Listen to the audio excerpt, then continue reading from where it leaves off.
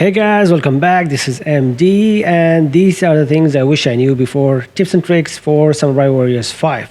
So before we start, guys, please subscribe to our channel, press that like button and that bell button. It will help us a lot. So the first thing that we want to talk about is the modes in this game. We have the Musu mode and we have the Citadel mode. Both of these modes are different, but both of them are vital. The Musu mode is the story mode, and this is the main story of the game. We just like chapters after chapters, just normal. And then we have the Citadel mode. The Citadel mode is a survival mode where we need to protect the base, and there's a bunch of missions that we can do for items and the materials which we can use to upgrade. So you need to do both modes, to be able to upgrade the buildings and so on progress. Then there's this mode, which is the free mode that you unlock as well, where you can play with the characters that you have. You can play a previous mission with the characters that you want, and you can do all of the objectives if you want to. So yeah. Number 2, unlocking all of the characters. Of course, if you play through the game, you will be unlocking all of these characters, just from the story, basically just doing all of these chapters. But later on, you will find that there's another path at the bottom. These are the sub-events. Not only you will be able to play the story in a different perspective, but also you will be able to unlock all of the characters in this game, which are 39 characters.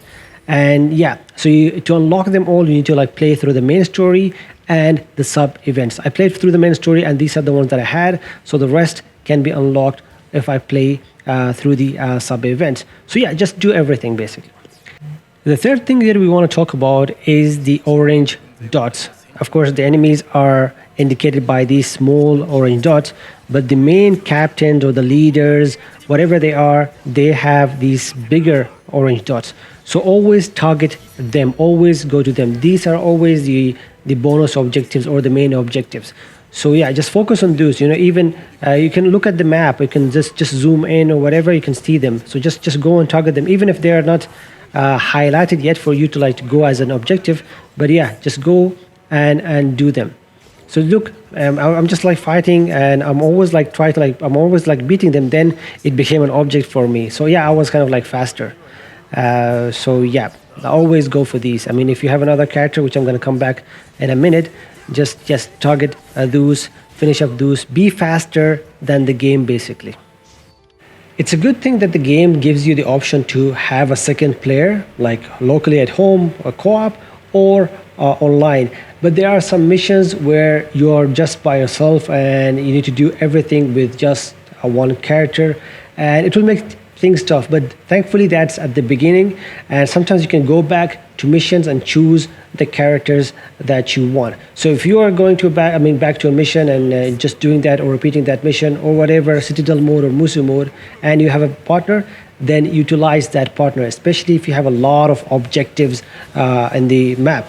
So what you can do is you can press the upper D-pad, then you will have this partner control mode. You can press the triangle to change from free movement or to wait if you don't want them to do anything, or you can move the cursor and you can highlight these, remember the orange dots, and they will go and to these targets.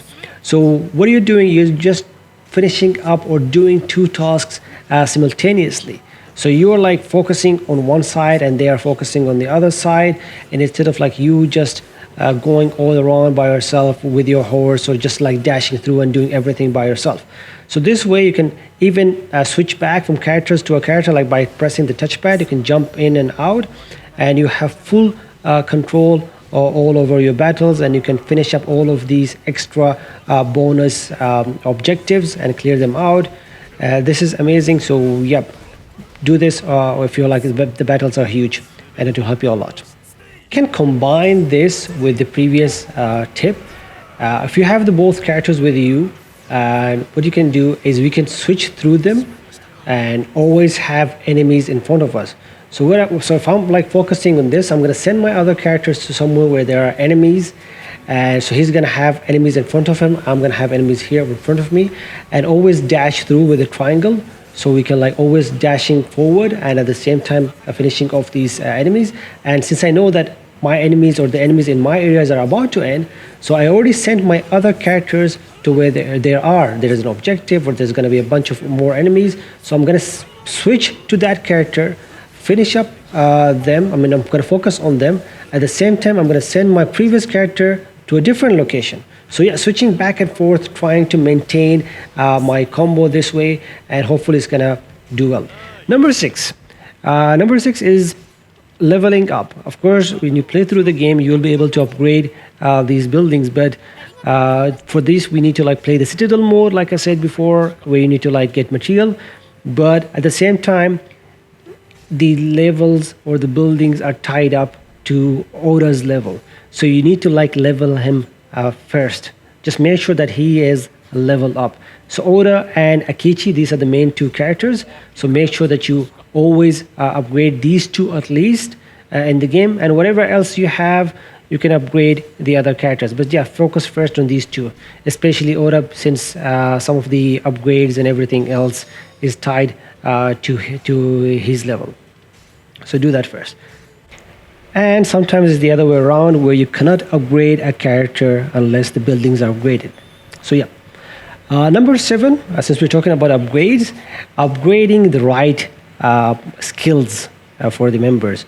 So when you're like trying to level up the characters and give them the skills, of course you can buy skills and you can obtain the skills from these battles, but make sure that you unlock the Musus and the other luck-based, wisdom-based, health-based, not like wealth-based, like effects.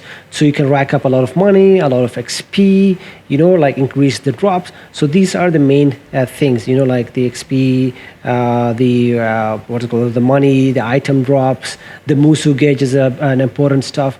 So focus on these, especially the characters that you, and then choose the perfect,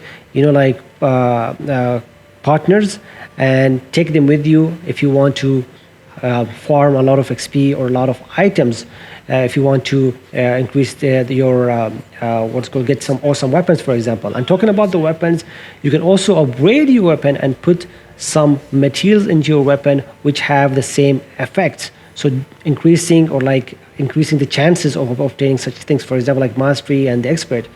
So yeah, unlock good skills for your partners, give them weapons which have these gems, and voila, utilize that. Number 8, we can talk about interruptions. You can stun most of the leaders and the enemies by pressing like normal attack, then triangle. So square, triangle, and you will be able to stun these monsters or these big leaders, especially if they're like annoying and they don't let you hit them. And whatever monster or enemy, sorry, I don't know why I keep calling them monsters, but sometimes if you press triangle, they usually block it.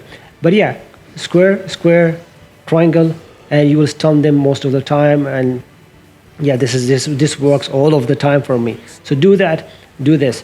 And like I said, you can smash through with triangle, but sometimes with the guys with the spear and everything, it doesn't work. So always the normal attack is perfect. And there's something else, that if your enemies are using a finisher or something like that, use an ultimate skill. So if you see the ground is red, so that means that they are using an ultimate attack. So you use an ultimate attack as well, and you're going to interrupt their attack. You can use a Musu as well, whatever you have. So yeah, this is a good way to interrupt their attack and stun them. This is something really, really important. It's going to help you a lot. Number 9. So talking about the last tip that I was talking about upgrading the right skills and getting the right weapons. If you're playing through the field or the maps, you will sometimes see these, like boxes and haystacks and buckets. So yeah, just search for these. Like some of them contain weapon, like not all of them. Like for example, these things usually contain, for example, like health and Musu. These things, these crates, they usually contain weapon. So search for these whenever you have a chance. Whenever you're playing around, just search around. The haystacks always have health, and these are near the barracks. So whenever you're free, just roam around, check your surrounding, just keep gathering, exploring these maps. It's fun. At the same time, you get these awesome weapons which you can dismantle to get gems and so and so. So yeah, it helps a lot actually.